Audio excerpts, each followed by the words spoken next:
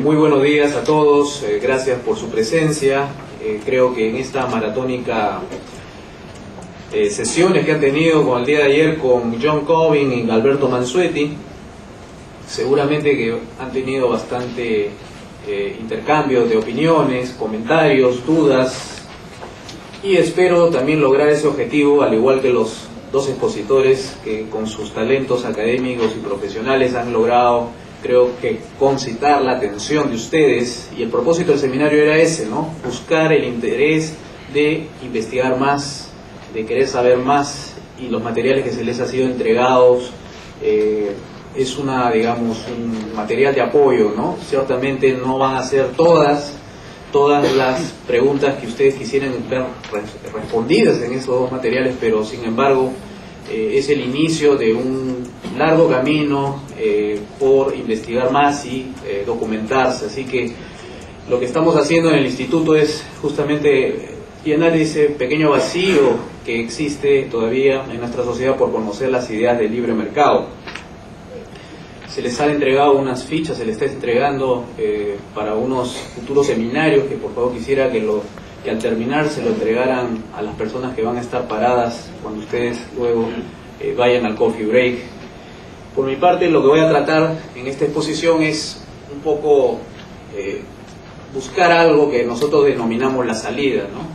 Y esa salida es la que nosotros gentilmente queremos brindarles a ustedes, es por lo menos un intento de poner algo en blanco y negro, algo factible, algo que consideramos que es posible llegar a concretar este sueño tan ansiado de ver a nuestros jóvenes más bien regresando más que saliendo por el aeropuerto. Y esto es lo que estamos tratando de hacer, por lo menos en el Instituto de Libre Empresa. Por favor, quisiera poner un párrafo, pequeño párrafo de la Biblia, que dice: bajo el gobierno de los justos está contento el pueblo, cuando mandan los impíos el pueblo suspira. ¿Qué querrá decir esta pequeña frase, que para mí es simbólica y también significativa? Y es que los pueblos suspiran cuando sus gobernantes no gobiernan bien, cuando sus presidentes dejan de ofrecer y dejan de cumplir lo que habían prometido. No es por culpa de ellos, ciertamente, no es culpa de ellos ni de los gobernantes, sino es culpa de un sistema que no permite a los gobernantes cumplir con sus promesas. Entonces el pueblo suspira de ¿por qué? Porque sus esperanzas se esfuman al ver que al pasado los 100 días de gobierno no tienen justamente las promesas cumplidas, no tienen lo que ellos estaban buscando. Y eso es lo que dijo Alberto Mansueti el día de ayer: mientras que las personas buscan el progreso, los gobernantes buscan la estabilización, buscan que las cosas estén quietas, que no se muevan. Por lo menos eso es lo que ofrecen, la estabilidad.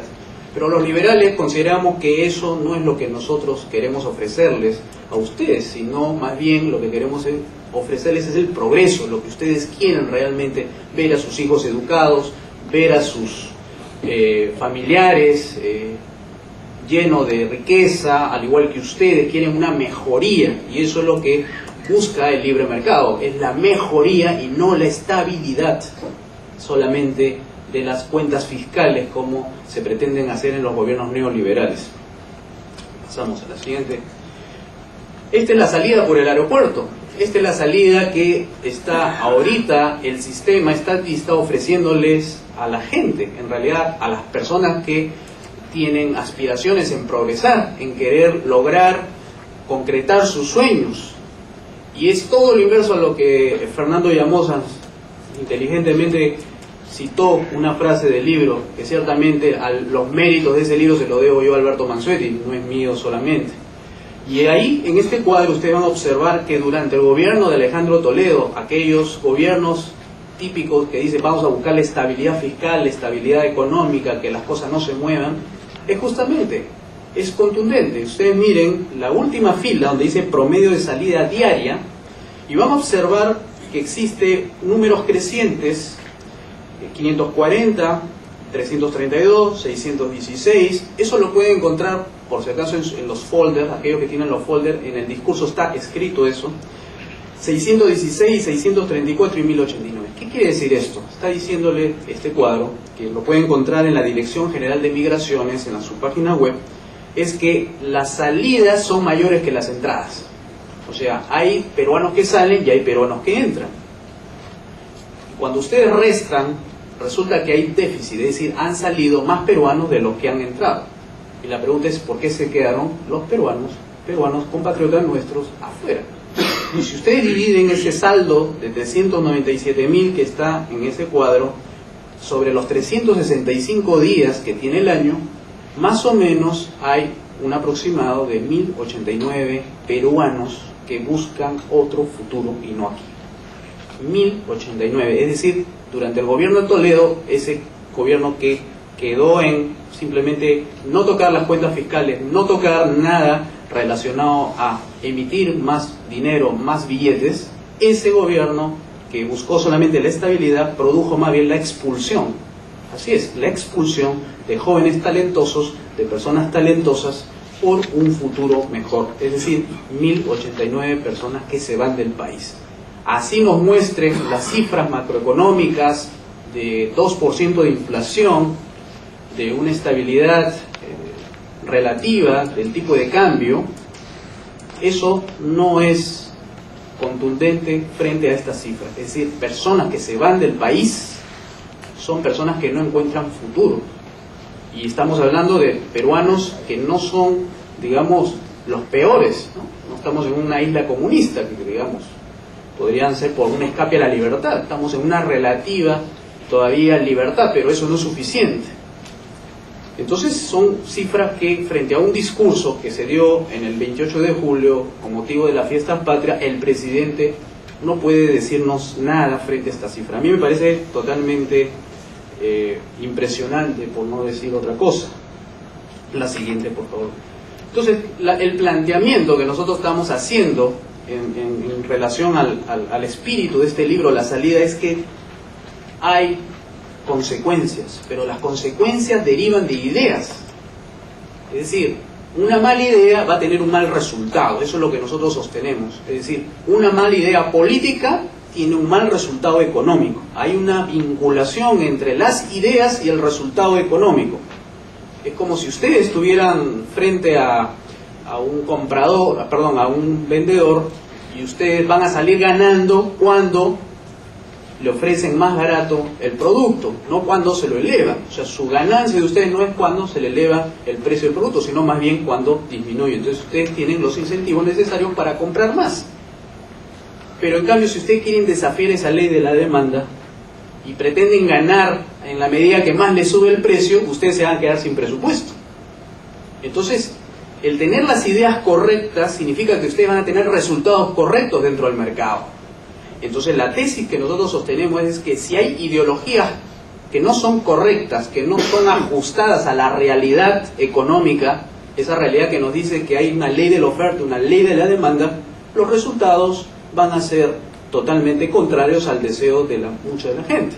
Entonces, si ustedes tienen una ideología socialista y la llevan a la política, que es la expresión del socialismo, es el estatismo, definida como el Estado fuera de su lugar, como lo definió Mansuetti y John Cobin, entonces ustedes van a tener que ese gobierno estatista va a producir una serie de leyes. Entonces de aquí los congresistas van a expresar que su mayor producción de leyes equivale a una producción de calidad, o como que si el país esperara más leyes. Entonces hay una distorsión realmente de lo que se necesita el país, y no es más leyes. La tesis de nosotros es que es menos leyes, hay que derogar las leyes para lograr prosperidad, pero eso requiere previamente el tener una opinión pública formada, y eso es política.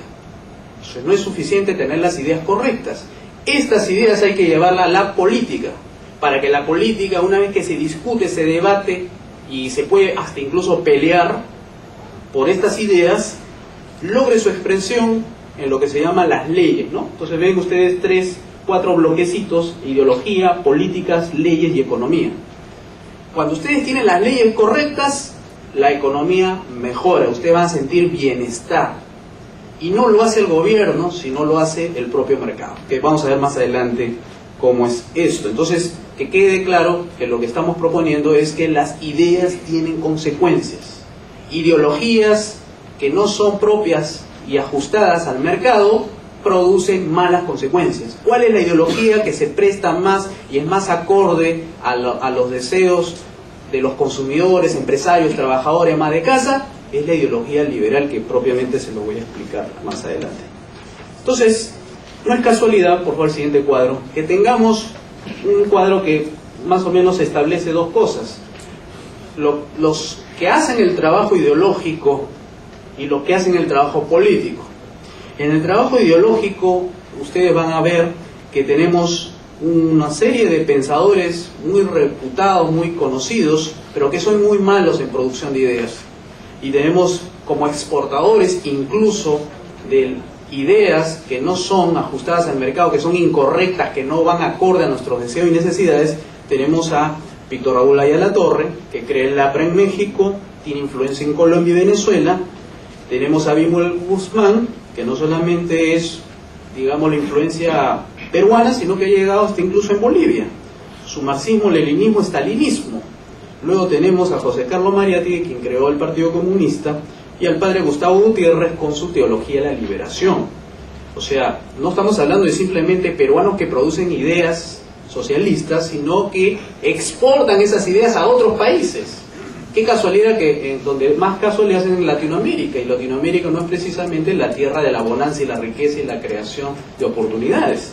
Entonces estamos hablando de exportadores, o sea, estos pensadores exportan malas ideas, y eso es lo que estamos proponiendo como una evidencia, digamos, que existe. Universidades, las que estamos señalando, Católica, San Marcos, Cantuta, Villarreal, son casi centros académicos donde se producen ideas y donde se adoctrinan a los jóvenes universitarios con la ideología socialista. Y hay un intento de la derecha, utilitarista, en el caso de la Universidad de Ciencias Aplicadas, que pretende, digamos, plantear una alternativa que es distinta a las otras universidades, pero que tiene una serie de carencias todavía de fondo, que para nosotros, que consideramos que el mercado no es un tema de eficiencia, sino un asunto moral y de virtud. Intenta por lo menos plantearnos algo distinto a estas universidades que hemos mencionado. Y bueno, y los think tanks, que vienen a ser como pequeñas universidades, porque los think tanks que vienen a ser como centros de pensamiento, lo que no hace la universidad lo hacen ellos. Entonces tenemos a DESCO, tenemos el Instituto de Estudios Peruanos, el Instituto de Defensa Legal, y como ven son think tanks, centros de pensamientos que producen socialismo, pero enfocado en derechos humanos y economía, en el tema de ciencias sociales, en el tema del derecho, en el tema de economía, y hay un Instituto Peruano de Economía que existe, que también plantea una suerte de derecha utilitarista, es una derecha que solamente se preocupa en la eficiencia del mercado, pero sabemos, y ustedes lo han escuchado a John Cobin y a Alberto Mansuetti, que no, el mercado no es un asunto de eficiencia, también es de moralidad, el ganarse con su propio esfuerzo, sus frutos de su trabajo, el hacerse responsable por las pérdidas, las ganancias que ustedes asumen al emprender un negocio, es un asunto de responsabilidad, es un asunto que le compete a la persona, y por tanto si uno produce para servir a otros, usted está haciendo el bien, pero si usted daña a otras personas es algo malo. Entonces tiene que ver con lo bueno y lo malo que se produce en el mercado. Entonces esas ideas obviamente no se van a quedar ahí, o sea, no tienen el propósito de simplemente la gente tener el conocimiento y quedarse con la idea y simplemente llevárselo a su cama y dormir con las ideas. No, hay gente que le gusta hacer política con ideas, y tenemos estos partidos. Aquí tenemos a Alan García, que lidera el APRA, donde su mentor ideológico, Víctor Raúl Ayala Torre, ha, digamos, plasmado su ideología en política. Lourdes Flores, Partido Popular Cristiano; Alejandro Toledo, Perú Posible, aunque no sé qué ideología es de Toledo, puede ser social confusionismo, ¿no? O sea, no se sabe qué tipo de socialismo es. Dice que es social liberalismo, pero eso es como hablar como si fuera pan con mango, ¿no? Algo que no tiene sabor, ni gusto, ni nada. Humala, ojo, el socialismo ha llevado al resurgimiento del nacionalismo. Eso lo vamos a ver más adelante. Bueno, el movimiento de nueva izquierda, que estaba prácticamente extinto, pero ha resurgido, y un incipiente partido liberal. Es decir, hay un intento de un grupo de personas por liderar un partido, pero que todavía no ha cuajado. La siguiente, más o menos, sería lo que hay como valores en nuestra sociedad. Y lo que hay como valores en nuestra sociedad es que lo que predomina, eso es lo que yo podría sostener, lo que predomina en el Perú es el colectivismo y no individualismo, porque cuando uno dice que es individualista tiene una carga peyorativa, o sea, es malo. Ser individualista te ataca. Este es individualista, este es egoísta. No, mejor es ser colectivista, hay que ser solidarios, ¿no? Entonces emplean palabras solidaridad, no hay que ser altruista, el pueblo. Pero cuando uno exalta a la persona, no, ahí suena medio, no encaja dentro de nuestros sentimientos, de nuestros valores. Uno quiere pensar en uno mismo y te acusan de ser egoísta. Uno quiere el amor propio. Si uno se ama a sí mismo, ¿por qué uno no debe pensar en uno? Primero resolvamos nuestros problemas y luego resolvamos el problema de los demás.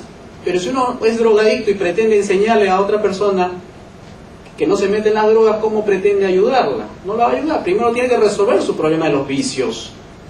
Cuando uno resuelve sus problemas personales, puede ayudar recién a la otra persona. Entonces el amor propio es primero. Bueno, el interés social, que todavía hay ciertos intentos de resurgir eso, versus el interés privado, ¿no? El interés de las empresas, el interés de las personas, el interés de los ricos. Entonces, estos valores de la izquierda son los que más predominan en nuestra cultura. Hay un cambio cultural que hay que realizar. El otro. Entonces, ¿cómo definiríamos nosotros lo que es estatismo? Porque el estatismo es la expresión política del socialismo. O sea, lo que está detrás del estatismo es la ideología socialista. Pero ¿cómo lo lleva la ideología socialista a la política? En estatismo. ¿Y qué es estatismo? Es el desborde del Estado de sus funciones. ¿Cuáles son esas funciones que debería ocuparse el Estado? Son justicia, seguridad y algunas obras de infraestructura. Y las que puede hacer la del mercado lo hace, las que puede hacer la empresa privada la hace. Pero lo otro, que el Estado se encargue de la educación, la salud y todo eso, ha conducido a la pobreza. O sea, ha quitado a la gente su dinero, sus ingresos para darle educación, supuestamente educación, pero no da educación. Igual, salud, ¿qué salud le da si los hospitales están vacíos? No hay medicamentos, las colas son de un mes para sacar una cita. Entonces, es un gobierno sin límites. Cuando tú no le pones límites a un gobierno, el gobierno es gastador, como hablan ahorita, ¿no? Que quiere hacer farra fiscal en estas épocas electorales. Cuando no hay límites, entonces el gobierno se vuelve gastador, poderoso, y las personas llegan hasta incluso a adorarlas. Eso se llama estatolatría para los creyentes. Adorar al Estado, adorar a los gobernantes, sustituir a Dios por el hombre. Entonces, hay que limitar al Estado, pero el estatismo no piensa eso. Tiene una lógica el estatismo, es decir, dame poder, dame dinero y yo te resuelvo los problemas. Entonces la gente se despreocupa, se vuelven como niños, estiran la mano y reciben su caramelo, y contentos todos. Entonces, eso es un gobierno limitado, volver a las personas como niños, esperando recibir algo de alguien. Para los creyentes, para los cristianos, recibir algo de alguien es indigno. Entonces, hay que tener gobiernos limitados, pero el estatismo es también mercados reprimidos. El estatismo, cuando el Estado abarca mucho, deja al sector privado chiquitito. Entonces, las únicas que se defienden para poder sobrevivir son las empresas. Pero estas empresas sufren por hacer empresas, sufren el ambulante, sufre la mediana empresa, sufre la gran empresa. ¿Y por qué sufren? Porque le clavan impuestos, le clavan ultrarregulaciones, y se vuelve un país totalmente informalizado. También instituciones aunadas, que esa es otra de las distorsiones del estatismo, es que cuando una empresa depende de las licitaciones estatales, ya se mezcla lo público con lo privado. Hay que separar lo público con lo privado, lo estatal de lo privado. Además, no todo lo público es estatal, como que todo lo del Estado es público. Por ejemplo, la empresa Petroperú sea una empresa estatal no quiere decir que sea de servicio al público. Solamente entran en Petroperú solamente los amigos del gobierno, no entran ustedes. Entonces es difícil a veces separar lo estatal de lo público, porque a veces cree que todo lo público es estatal. No es cierto, porque las empresas privadas sirven al público y no son estatales. O sea, una bodeguita sirve al público, pero no es estatal. Sirve al público, una bodeguita, un chifa, sirve al público. Pero cuando se mezcla lo público con lo privado, entonces se somete lo privado y ahí aparece el mercantilismo. Las empresas pidiendo favores al gobierno, pidiendo exoneraciones, mientras que a los otros le clavan los impuestos. Entonces, ¿cuál es la lógica del socialismo? El socialismo no es tonto, es muy inteligente. Saben que por la vía intelectual no es posible ganar la batalla, tiene que ganar en la política, porque utiliza la fuerza para convencer a las personas. Entonces un gobierno socialista lo que busca es estatizar, quitarle los medios de producción a las personas lentamente. Ahora resulta que el socialismo se ha vuelto muy sofisticado, o sea, ya no es el socialismo expresión política, estatismo, ya no es como antes, ¿no? Que te expropiaba de frente. Interés social, te expropiaba tus propiedades, te quitaba tu chacra porque eres latifundista, ¿no? Entonces el estatismo ahora no es más sofisticado, usa ya regulaciones, que eso lo vamos a ver más adelante. Entonces, ¿cuál es el arma del socialismo? De lo que quiere el socialismo mediante una expresión política es la ley. La ley, eso es su arma, su instrumento, como el carpintero su martillo, el estatismo es su ley. ¿Y ley para qué? Para que se cumpla. Claro que no siempre ocurre un 100% de cumplimiento, pero las principales leyes, esa es su instrumento. Pero ahí no queda, porque el socialismo no es solamente una ideología que busca llegar a la política y utilizar la ley. Lo que quiere el socialismo es la riqueza. Quiere adueñarse de la riqueza de otros, de los que gobiernan contra los gobernados. Y esto lo vamos a ver con una definición de un texto de Ludwig von Mises, que ha sido citado por John Coving en su primera exposición. ¿Se acuerdan una de las fotos? Bueno, uno de los autores que ha influenciado a John Coving es Ludwig von Mises. ¿Qué dice Ludwig von Mises acerca del socialismo? Dice: el socialismo no es otra cosa, en el fondo, que la teoría de una justa distribución. Y el movimiento socialista no tiene más objeto que la realización de este ideal. Y lo pone entre comillas, justo. Porque no es justo algo que es redistributivo. O sea, redistribuye algo que ya fue redistribuido por el mercado. Toma por la fuerza riqueza de otros, que viene a ser las leyes del impuesto a la renta, las leyes del IGB, las leyes del impuesto al patrimonio vehicular. Todas esas leyes que dan al gobierno la potestad y el poder para decirle: tú vas a pagar el SOAT, tú vas a pagar las tasas que la municipalidad fija para poner un letrerito publicitario en tu tienda. Eso es por la fuerza. Eso es sacar dinero a las personas por la fuerza. Porque entre pagar impuestos y no pagar impuestos, la gente prefiere no pagar impuestos. Esa es la verdad, la gente no prefiere. Salvo que los impuestos sean justos. Por ejemplo, si te dijeran: ¿quieres poner dinero para que la policía cuide tu calle? Tú lo vas a poner. Pero ¿qué pasa si te dicen: ¿quieres tú pagar impuestos para financiar los viajes de los funcionarios gubernamentales para que vayan a una exposición de una feria en Alemania a fin de promover el turismo? Ahí cambia la cosa. Porque ahí ya estás definiendo actividades económicas que los propios operadores turísticos pueden realizarlo por sus propios medios, pero utilizan al Estado, utiliza PROMPERÚ para que promocionen sus actividades económicas, como si las actividades económicas fueran de todos, como si el Perú fuera solamente turismo. Pero así es, ¿no? Ese es el mercantilismo empresarial que nosotros los liberales no estamos de acuerdo. ¿Qué dice sobre estas raíces antiliberales que tiene el socialismo? Y esto es mucho más grave de lo que yo pensaba hasta leer este párrafo. Dice lo siguiente: la raíz del antiliberalismo no puede, sin embargo, ser aprendida por vía de la razón. O sea, ya no hay un argumento pensativo, o sea, que tenga un elemento intelectual, que ya no es suficiente eso, porque, pues, dice así: pues no es de orden racional tal oposición, Cuando uno se enfrenta a los socialistas de igual a igual intelectualmente, respetándose el uno a otro, se da cuenta que el socialismo no tiene argumentos intelectuales superiores al liberalismo.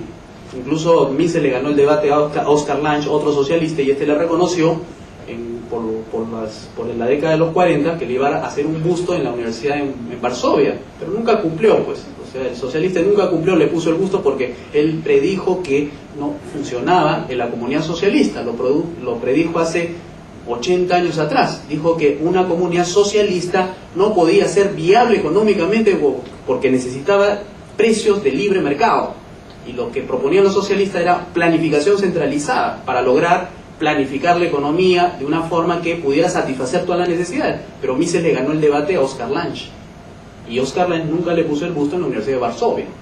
Entonces no es de tipo racional los argumentos con que el socialismo pretende ganarle al liberalismo, sino es de otro tipo, dice, constituyendo por el contrario fruto de patológica disposición mental. Para los médicos, ¿qué significa fruto de patológica disposición mental? Y que peor aún, dice, brota del resentimiento. Es decir, si tú le ganas a una persona en el debate y esta persona no tiene otro argumento y insiste esta persona en ser socialista, esta persona, el socialista, por las ideas que maneja, es una persona que tiene una patología mental.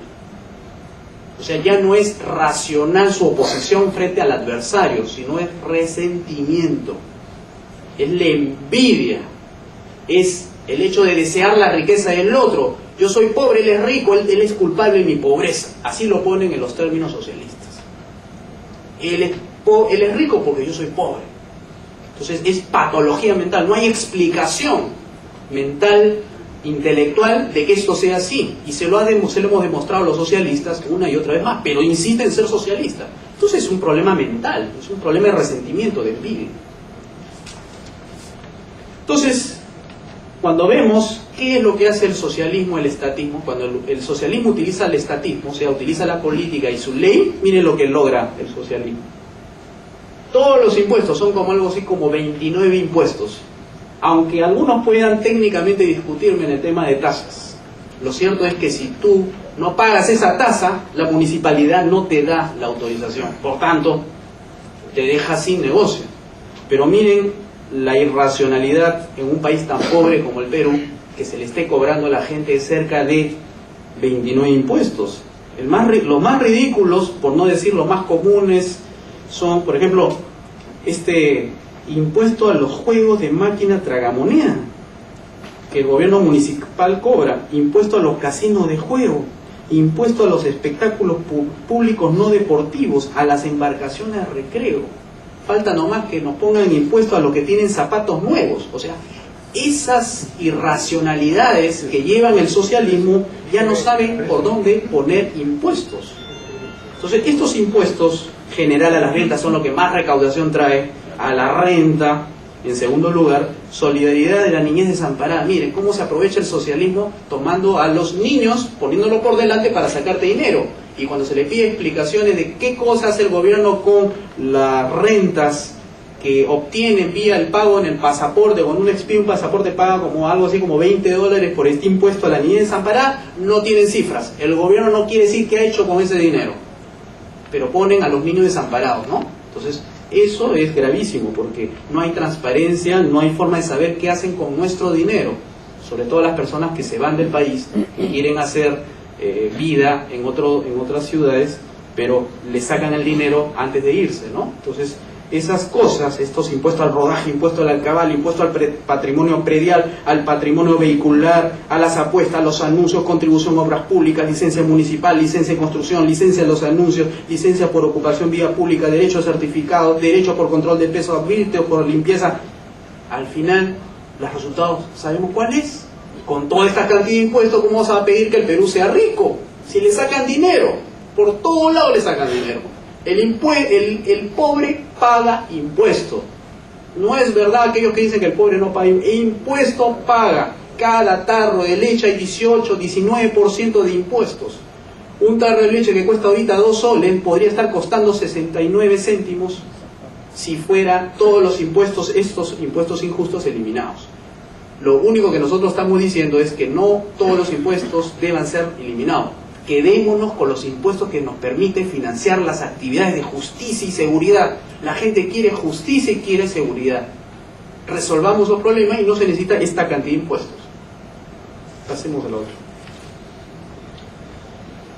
¿Por qué el socialismo usa la ley? Como sabemos, el socialismo usa la ley para expoliar, o sea, para sacarle dinero a otros, pero no lo hace de una manera subrepticia, ¿no? O sea, por lo bajo, informal. No, el socialismo usa la ley, a ellos les gustan ser formales, quieren tener la ley, quieren que el robo sea legal. Entonces, como el robo es legal, utiliza precisamente la ley. Autorícese a la persona, cóbrese el primer tributo, etcétera, vamos a expoliar legalmente. Entonces, Friedrich Bastiat fue un economista austriaco, de los proto-austriacos, que dijo así: el socialismo precisamente invoca la ley, no apela a la expoliación extralegal, sino a la expoliación legal, al igual que todos los monopolistas.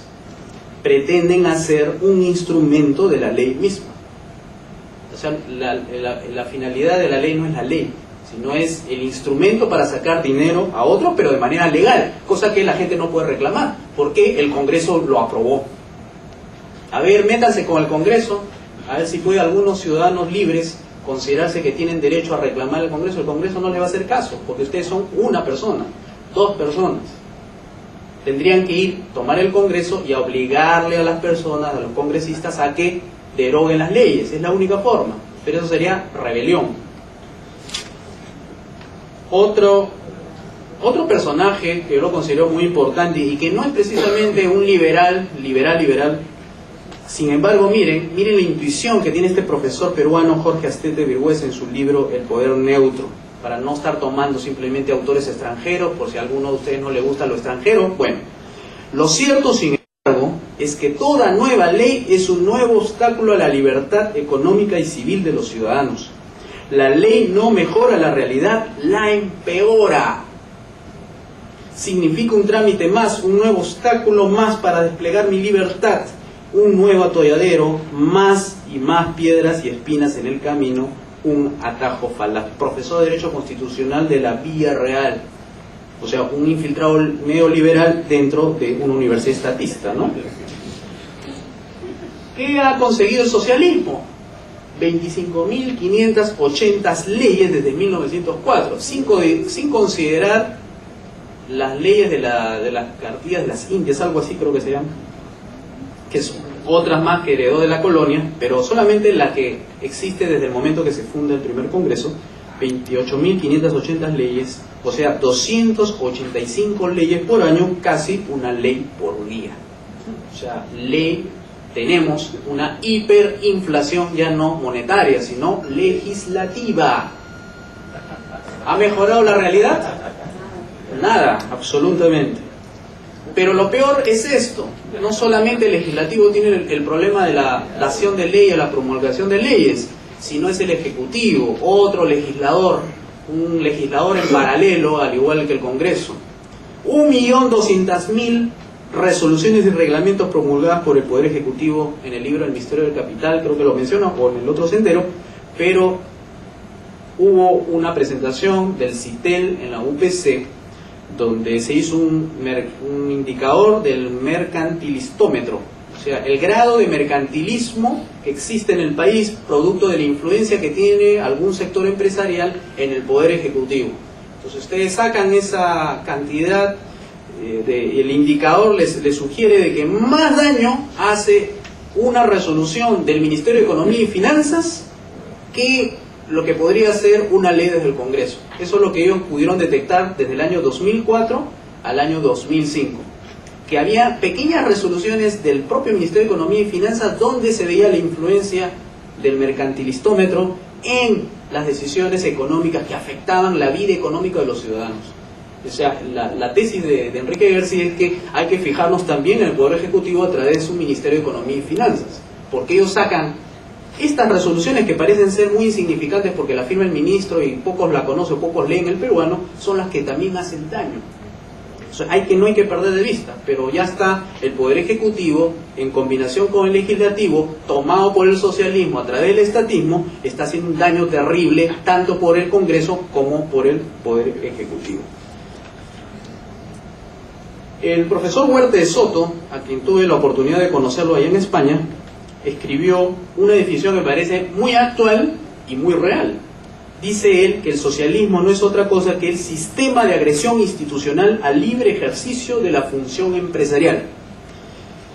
Por agresión o coacción hemos de entender toda violencia física o amenaza de violencia física. O sea, el socialismo es eso, violencia o amenaza de violencia. Me das tu dinero o te quito tu dinero. Y los pobres, clase media, los pobres viejitos fueron prácticamente asaltados por la SAT, la Superintendencia de Administración Tributaria de la Municipalidad de Lima, cuyo alcalde puso unos funcionarios, a un par de mastines realmente, implacables en la aplicación de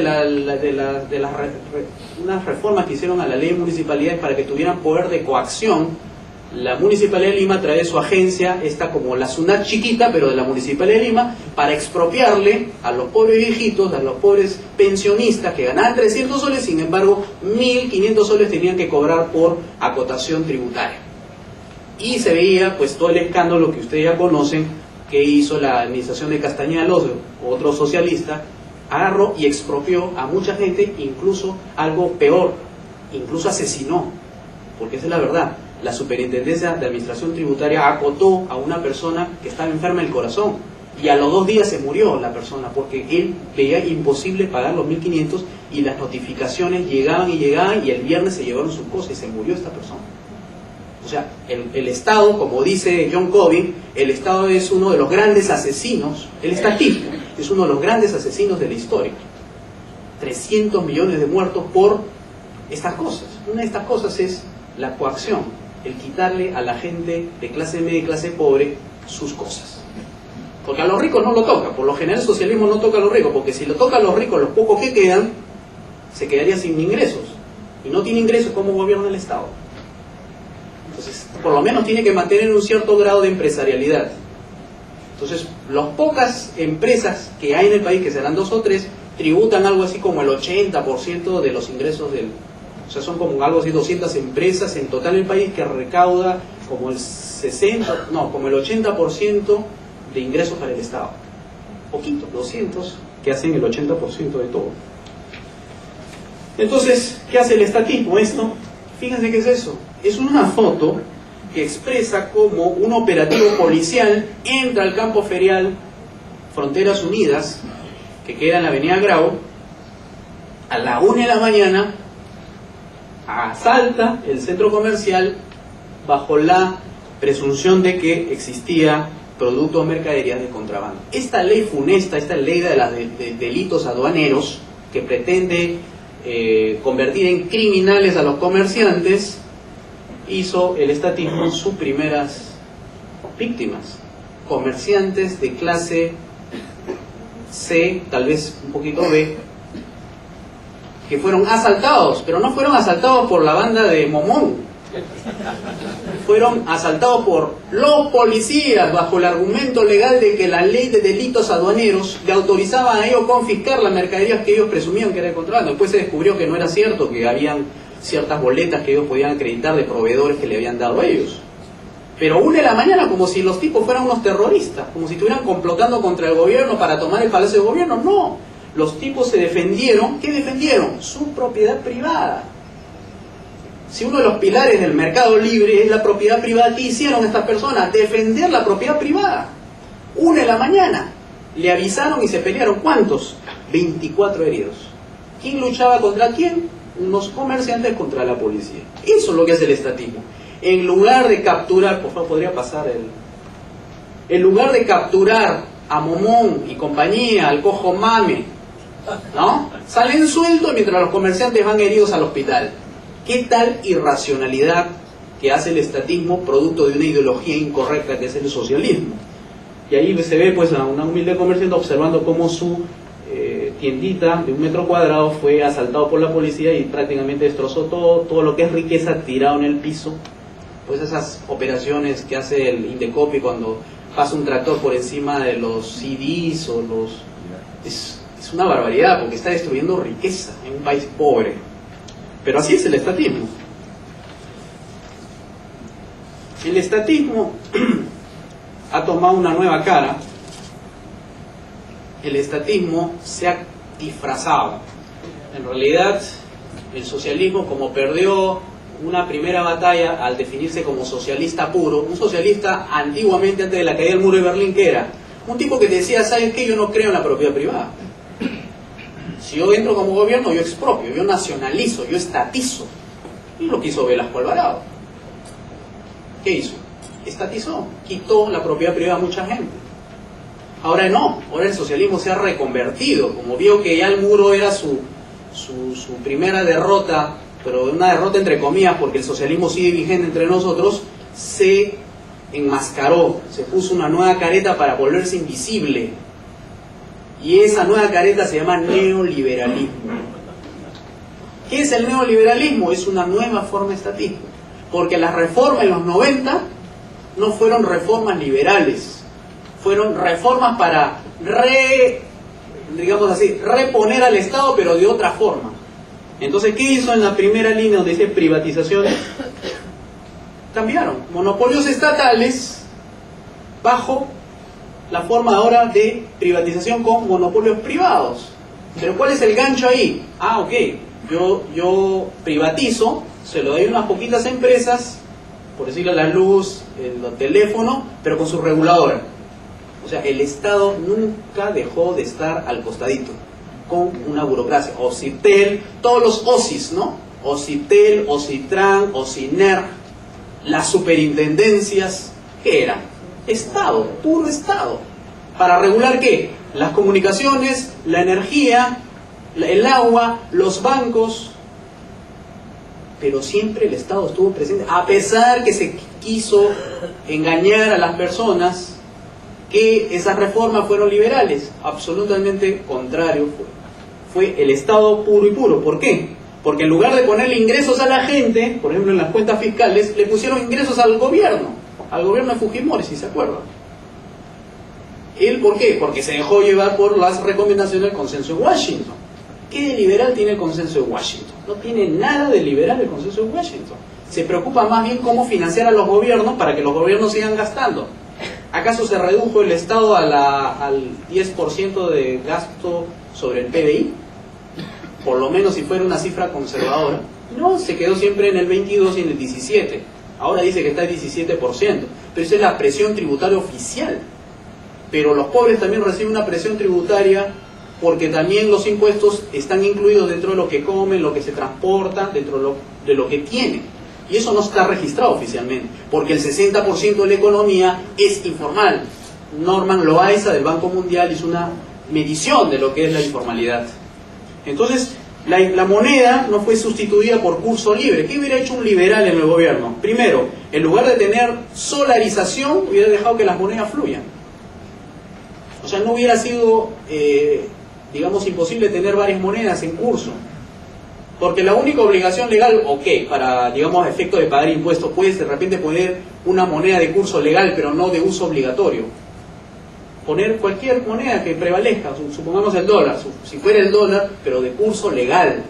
O sea, solamente para efectos contables para que tú pagues tus impuestos, pero no de uso obligatorio. Es decir, que tengas que utilizar el tipo de cambio para pagar en soles, lo que se refiere a sueldos y salarios.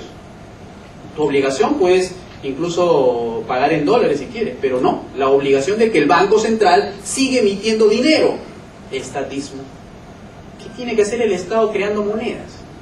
Si las monedas sobran en el mundo, un euro, ¿a quién más le hacen caso? ¿A Alan Greenspan o al presidente del Banco Central?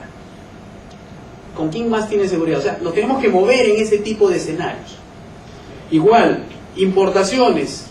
En lugar de que hubiera habido libre comercio, es decir, sin aduanas, no necesitamos aduanas. Si hubiera sido una reforma genuinamente liberal, no hubiera habido aduanas. El comercio hubiera sido libre, los precios hubieran introducido barato.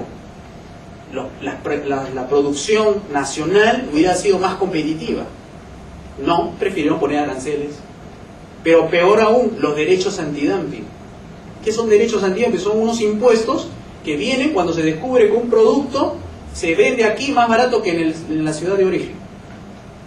Y sin embargo, esos aranceles, que son la diferencia, por decir, el precio que se vende en el mercado, acá se vende un zapato, por ejemplo, a 20 soles, pero el producto importado que viene al Perú se vende a 10 soles acá, pero dicen los que denuncian que ese es dumping.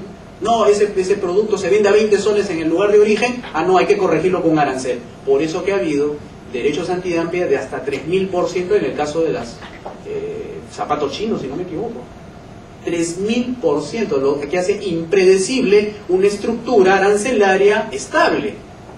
¿Qué predictibilidad se puede tener sobre una estructura arancelaria cuando hay perforaciones por cada producto importado que pueda existir y de forma barata, y entra aquí beneficiando a los consumidores y también empresarios que utilizan esos insumos que les sirven para su producción? Cuando te elevan a 3000%, por lo menos el socialismo antiguamente te decía: yo pongo aranceles altos del 300% y hacemos una barrera arancelaria para que no entre productos importados. Por lo menos te lo decía claramente. Ahora utilizan una ley de derecho antidumping para meterte aranceles hasta de 3000%. Entonces, ¿qué hace el nuevo estatismo? Agarra las regulaciones, todas esas regulaciones de la superintendencia del Estado, que han convertido prácticamente a los propietarios en simplemente titulares. Es como si a ustedes le dieran un carro nuevo, le dan con su tarjeta de propiedad y ahí dice, ¿no? Usted, señor Juan Pérez, es propietario de un auto Hyundai. Pero abajito en observaciones le dice: solamente este carro se puede utilizar los días martes de 6 a 8 de la noche. ¿Ustedes realmente son dueños? No son dueños, porque no pueden disponer, no pueden agarrar ese carro y llevárselo, si quieren, a Ica y cualquier día de la semana. No, solamente los martes. Eso es lo que ha convertido las regulaciones. Las personas son propietarios de sus negocios, son propietarios de sus activos, son prácticamente propietarios del capital que manejan, pero las regulaciones, esos reglamentos que se meten, que se inmiscuyen en la vida privada de los negocios, le dicen a usted cómo debe hacer las cosas. ¿Qué no debe hacer? ¿Qué debe hacer? Porque no solamente dice qué no debe hacer, que eso hubiera sido lo ideal, pero te dice también qué debes hacer. Esas normas de estandarización técnica son una de las tantas que hay. Entonces, simplemente nos hemos convertido en titulares. Somos dueños de nuestros negocios, pero no podemos hacer libremente la venta y la compra de cosas, porque hay regulaciones. Entonces, te ponen observaciones ahí al final. Entonces, el enemigo de la libre empresa, pues, ya no es el declarado socialismo, sino ahora son las regulaciones. Y en esta nueva forma de estatismo, ya no sale solamente perdiendo el trabajador, que era la excusa del socialismo, sino ahora es el empresario. Entonces el empresario, para vender lo mismo, sigue trabajando 10 a 12 horas diarias. No solamente paga el pato el trabajador, ¿no?, porque gana bajos sueldos, sino también el empresario pequeñito, que tiene que trabajar 10 o 12 horas para poder vender lo mismo. O sea, para que sus ingresos no caigan en el transcurso del tiempo. Por eso la gente no siente el chorreo. Y en realidad es mal decir el chorreo, porque el chorreo no viene de arriba hacia abajo, no es que el Estado te entregue dinero, no. El chorreo no es de arriba hacia abajo, sino es más bien una erupción. La riqueza se crea desde abajo, la crean las empresas, la crean las personas, los trabajadores. No hay chorreo, eso es mentira, eso es otro engaño. Es el engaño del neoliberalismo, obviamente, ¿no? Porque confunde, ¿no? O sea, en vez de aclarar las cosas, ¿cómo? ¿No usted que no es liberal o neoliberal? No, no. Lo neoliberal es neoestatista. Liberal es liberal. Entonces tenemos una ejecución presupuestal. Por ejemplo, observen esto rosadito, esto es la parte empresarial. O sea, el Estado antes se dedicaba a hacer empresa, o sea, a ser como un empresario del Estado, ¿no?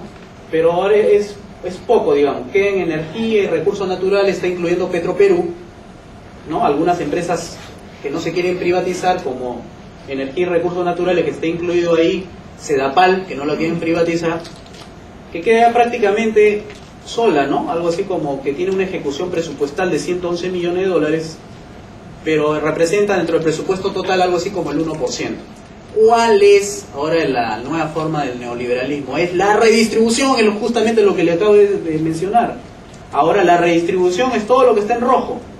esto, que es asistencia y previsión social, que son pensiones, que son salud. Entonces ustedes ven rojito, rojito, rojito en salud, en educación, en asistencia y previsión social, los programas típicos de distribución de alimentos que lo pone el sector agrario y vivienda. Si ustedes suman este 52 millones con este 222 millones, el de transporte 573 millones, 996 millones, etcétera, resulta que es algo así como cerca del 51%. O sea, el 51% del presupuesto, o sea, lo que quita el Estado a los privados, es para redistribución. Pasemos a la otra. Entonces, este es un esquema conceptual, lo que hace el estatismo. El estatismo es un ente, es una lógica de un ente que quiere apoderarse de dos cosas: del capital, que es la K, y la libertad, que es la L. Entonces, el Estado tiene capital, tiene un montón, aparte de sus empresas estatales, pero también tiene libertad, porque se puede fijar a sí mismo los sueldos. O sea, el Estado se fija los sueldos de los congresistas, se fija a sí mismo los sueldos de los ministros. Entonces tienen libertad, libertad de presupuesto, libertad de funciones, tiene un poder que ha sido expropiado de las manos de los ciudadanos para poder realizar sus tareas y sus funciones. Entonces, ¿cómo se la cobra? ¿Cómo se la cobra? Porque estas cosas no son gratuitas. ¿Cómo se la cobra el estatismo? A través de dos formas: las regulaciones y los impuestos, ¿no? Regulaciones y los impuestos. ¿A quiénes se los cobra? Se los cobra al sector privado formal. O sea, las regulaciones van más al sector formal que al informal, porque acuérdense que el informal es un sector en el cual tiene libertad. Por eso que le pongo con L, el sector privado informal tiene libertad, o sea, con L, pero no tiene capital. Por eso que las pymes, los pequeños negocios, ¿cuál es su primer deficiencia o lo que más piden? Crédito, crédito, paran con los créditos en la cara, denme crédito, crédito, crédito, porque no tiene capital. Pero en cambio el sector privado formal tiene capital, las grandes empresas tienen capital, pero también están ultra reguladas. O sea, tiene muchas regulaciones, las mineras tienen un montón de regulaciones, y ya creo que le van a regular hasta la responsabilidad social, y todo lo que tiene que publicar ahora anualmente, que es lo que están haciendo ellos por las comunidades, ya le están regulando cómo deben presentar seguro sus informes, pero no tienen libertad. O sea, tienen capital, tienen grandes capitales, pero no tienen libertad. Entonces, en un país donde no hay libertad, donde no hay, donde existen muchas regulaciones e impuestos, ¿qué inversiones pueden llevarse a cabo? ¿Qué inversiones? Los únicos tontos, creo yo, eso creo yo, los únicos tontos que vienen a hacer inversiones en el país con todas estas condiciones tan extraordinarias para un país tan pobre son los extranjeros. Y lamentablemente hacen eso. Digo lamentablemente porque le sacan por donde pueden, ¿no? El gobierno, por eso se toman la foto con el presidente, para asegurarse que no le vayan a quitar su negocio después. Entonces, ¿qué hace? ¿Se sienten regulados? Sí, pero son grandes inversiones. Pero las inversiones pequeñitas nacionales, ¿dónde están? Y si están, no están en el sector formal, están en el informal, y son pocos. Por eso que hay muchos grupos económicos que prefieren tener su dinero en Miami, no traerlo al Perú. ¿Quiénes hacen patria realmente? Los extranjeros. Los nacionales, ¿qué grupos económicos nacionales han hecho una gran inversión, así como el gas de Camisea? ¿Ha sido una empresa nacional la que invirtió en Camisea? ¿En Las Bambas? No hay. O sea, es poco lo que puede ser, porque está tan estrangulado la economía que poca riqueza produce y poco capital tiene. Y lo poco capital que hay se lo llevan a Miami. Entonces prefieren tenerlo hasta que se relaje un poco estas cosas. El estatismo, como le dije, se cobra de dos maneras: impuestos, que es la I, y regulaciones, que es la R. Pero ¿a quién mata los impuestos? A los ahorros. Por eso la gente no tiene para ahorrar, vive el día a día, tiene que trabajar 12 horas. El AR, ¿quién regula? A las inversiones. Pero si no hay ahorro, no puede haber inversión. Y si no hay inversión, no puede haber creación de riqueza. Y menos puede haber consumo y excedentes. Pasemos a la otra. El socialismo, ¿qué es lo que quiere? Desalentar a la opinión pública en que se lleve a cabo las privatizaciones. Por eso que estas gráficas es la desaprobación prácticamente, o sea, es la caída de la aprobación de la opinión pública acerca de las privatizaciones. O sea, ¿ven cómo hace el neoliberalismo? Hace justamente lo contrario a lo que haría el liberalismo. ¿Qué haría el liberalismo? La gente estaría de acuerdo en que se siga privatizando, porque lo capitaliza la gente. Cuando la gente siente que tiene acciones sobre esas empresas ya privatizadas, siente los beneficios, defiende la privatización. Pero estas privatizaciones, ¿qué fueron hechas? Fueron hechas a pequeños grupos económicos. Por eso se quejan con razón la gente de que no sienten los beneficios y que las tarifas siguen subiendo.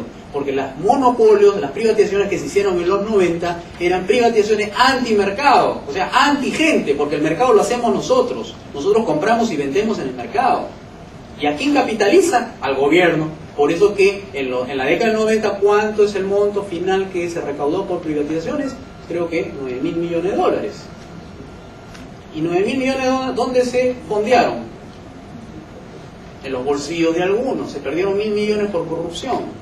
Y el resto, el gobierno se lo quedó. Cuando esos 9.000 millones pudieron entrar en la economía a través del accionario difundido, que significaba que cada peruano recibía una acción y el peruano que estaba de acuerdo con la privatización podía vender sus acciones a la empresa que ofertaba comprarle esa acción, que era otro mecanismo muy distinto a la privatización fiscalista, o sea, de recaudación para el gobierno, a la privatización que estamos proponiendo, que sería una privatización de mercado, o sea, de capitalización popular, lo que hablaba Hernando Soto, capitalismo popular. ¿Cómo capitalizar a la gente? Dándole a la gente acciones para que sean propietarios legítimos de las empresas estatales. No, se prefirió vender a una empresa y la recaudación pasó al gobierno, en lugar de que esa recaudación pasara a mano de ustedes, porque esa acción vendida por ustedes iban a recibir por lo menos $100. Empresas de 1.000, 2.000 millones de dólares como Telefónica, hubo un intento, si no se acuerdan, la participación ciudadana, un intento de hacer privatización por participación ciudadana, los paquetes mínimos eran de $500. Eso era un intento, un poco para aplacar la protesta, digamos, ¿no? Seguimos. Entonces el Perú está acá. ¿Qué es esto de acá? Esto es el nivel de informalidad en el año 2002 como porcentaje del PBI, y el Perú está como uno de los primeros países más informalizados del mundo. ¿Cuál es el menos informalizado? Canadá. Y el Perú está por acá junto con Bolivia, cerca del 60%. Entonces, estos no se puede uno alegrar de esto, no se puede decir que chorrea, que está bien, que la macroeconomía, claro, las cifras del gobierno están bien, pero los ingresos y gastos de las personas no están bien. La gente siente que sus gastos suben, pero no sus ingresos. Eso es lo que estamos discutiendo ahora. Estos son los indicadores de los negocios, de cómo en Perú cuesta $500, más o menos como promedio, iniciar un negocio. Frente a 324 de Argentina, 331 de Brasil y Chile 463. O sea, hacer un negocio no es para la clase pobre, es para la clase rica. O sea, negocio formal.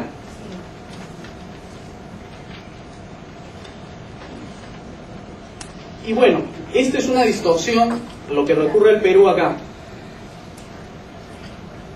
Al Perú, ¿qué le ocurre? Esto de acá. ¿Qué quiere decir? Que el 98% de las empresas son pymes. Y con pymes no se puede salir del atolladero. Se necesita gran empresa, se necesita un 15% y no casi un 0% aquí. Entonces, ¿qué locomotora jala a la mediana y pequeña empresa? Es la gran empresa. Con pocas grandes empresas puedes tú absorber más mano de obra, puedes generar más ingresos que 98% de pymes, porque son los ingresos deprimidos, son bajos. Una secretaria en una empresa minera gana más que una misma secretaria en una empresa que se llama Tienda Marujita. O sea, no es lo mismo. Entonces, lo que proponemos los liberales es restituir esto por lo menos como forma. Pasemos al otro. Bueno, el nacionalismo ahí un mal le levantó en hombros, eso es lo que genera el socialismo, la reacción virulenta del nacionalismo. Sigue pasando, por favor. El estatismo que expulsa a la empresa se vuelve como solución a sus problemas irse al mercado extralegal. ¿Cuál es la salida? La salida es derogar las leyes malas. O sea, no es derogar todas las leyes, sino las leyes que protegen la vida, la libertad y la propiedad. Pero tenemos que convencernos nosotros de que la salida es por una reforma liberal. Luego habrán gente que querrá hacer política, porque la gente una vez que dice, bueno, ya, yo soy liberalismo, pero hay otras personas que se van a sentir indignadas. Estas personas van a ir al Congreso, o sea, van a formar su partido político y van a ir al Congreso a derogar, porque el real poder no está en el Ejecutivo no legisla. ¿Qué le da poder a un gobierno? Las leyes. Le autoriza hasta lo que la ley le permite. Por lo general las dictaduras nunca hacen eso, pero estamos hablando de gobiernos democráticos. Entonces hay que derogar la ley mala para producir la explosión productiva que se llama prosperidad. Pasa a la siguiente. Entonces, ¿cuál es la expresión política del liberalismo de la libertad? Es la libre empresa, o libre mercado, o liberalismo, si quieren llamarlo. Un gobierno con límites, mercados libres, instituciones separadas, o sea, totalmente privadas. Seguimos. Eso implica 7 medidas. Reformar al Estado, rebajar sustancialmente impuestos y regulaciones, liberalizar y flexibilizar los mercados, reformar el Poder Judicial, porque este es clave en la reforma. ¿Cuál es el poder que nos podría proteger?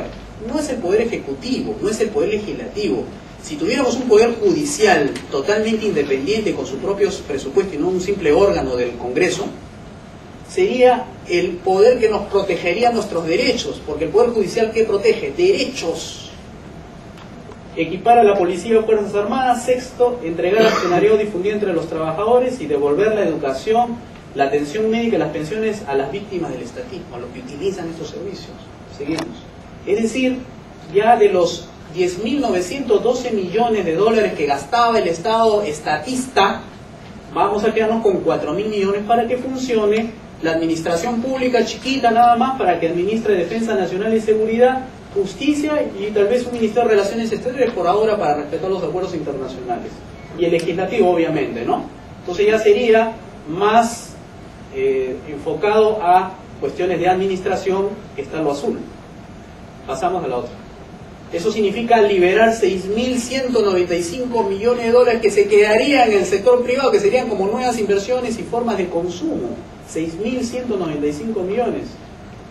Pasamos a la siguiente. ¿Para qué? ¿Cuál es el beneficio? ¿Cuál es lo que apostamos? ¿Cuál es lo que queremos vender como beneficios? Que hay que restablecer la justicia, que es lo que hace falta. El robo es injusto, hay que devolver la justicia, hay que parar este robo, este saqueo legalizado que hace el socialismo a través del estatismo. Vamos a tener, cuando tengamos esas reformas liberales, vamos a tener gente más responsable, se va a preocupar por uno mismo y ya no el Estado preocupado por ti. Mínima corrupción gubernamental, aumento de la virtud personal, el hecho de ser honesto, ser trabajador, porque vas a ver que lo que trabajas va a ser para ti, eso aumenta tu virtud, vas a ser una persona más solidaria con las otras, porque vas a tener cómo darle a la gente, cómo ayudarle, vas a poder dar empleo. Desaparece la pobreza extrema y los que ahora son pobres pasarían a ser de clase media, o sea, en los niveles del estándar de vida. Aumento del poder adquisitivo del 70-80%, eso es lo mejor de todo. Es decir, las cosas van a bajar de precio en un 70-80% de todo. ¿Por qué? Porque al bajar los impuestos, porque queremos un Estado que solamente se dedica a 3 funciones, vamos a quedarnos prácticamente con un impuesto, 2. Y eso va a dejar más dinero en el bolsillo. Significa 70-80% más de capacidad de compra de las personas. Porque al tener un Estado reducido de 4.000 millones de dólares a un Estado que tenemos ahorita de 11.000 millones de dólares, los ingresos por impuestos va a bajar. Ya no se necesita cobrar tanto el Estado. Crecimiento de la iglesia, eso también es otra buena noticia para los pastores. Porque van a tener mayores diezmos y ofrendas, ya que la gente va a poder poner. Y la iglesia se va a fortalecer. Y esto con la gracia de Dios, porque por esto es por lo que hacemos. Aumento de la variedad, cantidad de productos, nuevos empleos de calidad, miles de millones en inversiones privadas y 0% de inflación con deflación. Pasamos. Y recuerden, la salida ya no sería más por el aeropuerto. Muchas gracias.